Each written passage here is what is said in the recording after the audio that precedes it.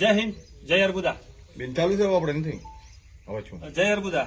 તો મિત્રો, ગઈકાલથી જે એક વિડીયો વાયરલ થઈને જે સમાજની અંદર ટીકા ટિપ્પણી થતી હતી અને ઘણા રેકોર્ડિંગો વાયરલ થતા હતા, એ રેકોર્ડિંગના માધ્યમથી આજે સવારે ભૂરાભાઈ જોડે પહોંચ્યો. રાત્રે બેન શ્રી આશાબેન જોડે પણ મારે વાત થઈ અને બેનના આશ્રમ ઉપર પણ સવારમાં 9 વાગે બેન જોડે પહોંચી ગયો હતો. જ્યારે એમના પરિવારની જે ઘટના હતી કે ઘટનામાં કોઈ વાત નથી, ઘટના એટલે કોઈ મોટી બી નથી. ઘટના તો ઘણા લોકોએ ઓડિયો વાયરલ કર્યા છે, રેકોર્ડિંગ વાયરલ કર્યા છે. એવા લોકોને ખાસ સૂચના આપું છું કે મિત્ર બને તો સમાજની અંદર સારું કરો, બાકી આવા ખોટા રેકોર્ડિંગ વાયરલ કરી મહેરબાની કરીને સમાજને ક્યાંય ગેરમાર્ગે દોરવાનું કામ ના કરતા. અને કારણ કે તમે જે રેકોર્ડિંગ વાયરલ કર્યા છે એ મિત્રને ખાસ કહેવા માંગુ છું કે સાબિત અને પુરાવા વગર તમે જે રેકોર્ડિંગ વાયરલ કર્યા છે ને, એટલે આટલો ફેરો જતા કરીએ છીએ, પણ નેક્સ્ટ ટાઈમ સમય આવે ને તો એના પણ આપણે પગલાં લેવાના છે. કદાચ એમના ધર્મપત્ની પણ મારી જોડે ઉભા છે, એમના બેન શ્રી પણ મારી જોડે ઉભા છે. એમના પરિવાર માટે બહુ દુઃખલાયક ઘટના છે.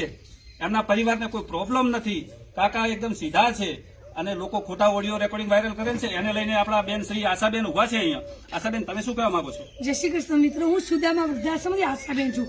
આપણે સોશિયલ મીડિયાની તાકાત તો જોઈ જ છે કે આ કાકા 4 દિવસ પહેલા આપણા ત્યાં આવ્યા હતા. કાકાના 4 દિવસમાં ચૌધરી પરિવાર, એમનું પરિવાર નથી આવ્યું પણ સમાજ આવ્યું અને આ ભાઈ સવારે 9 વાગે મારા જોડે આવી ગયા હતા લેવા માટે.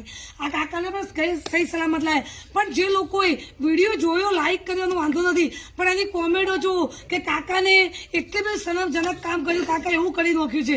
એટલે અમે ચૌધરી સમાજને એવું કહીએ છીએ કે કોમેન્ટ તો તમે ખરાબ ના કરશો. કાકાના ઘર પરિવાર સાથે મેં વાત કરી, પરિવાર એવું કહે છે કાકાને કોઈ તકલીફ નથી, કાકાએ કોઈ આવું કામ કર્યું પણ નથી. પણ લોકો આ વિડીયો જોવાથી ઘણું બધું પેલું કર્યું, ઘણા રેકોર્ડિંગ અમને પણ મૂક્યા છે. એટલે આ ના કરશો. કાકા એમના ઘરે સહી સલામત પહોંચી ગયા છે. એમની જોડે એની દીકરી છે, એમના વાઈફ છે, આ કાકા છે. અમે બિલકુલ એમના ગામમાં કાકાને પરત કરવા આવ્યા છીએ. એટલે કાકા એમના ઘરે પહોંચી ગયા છે.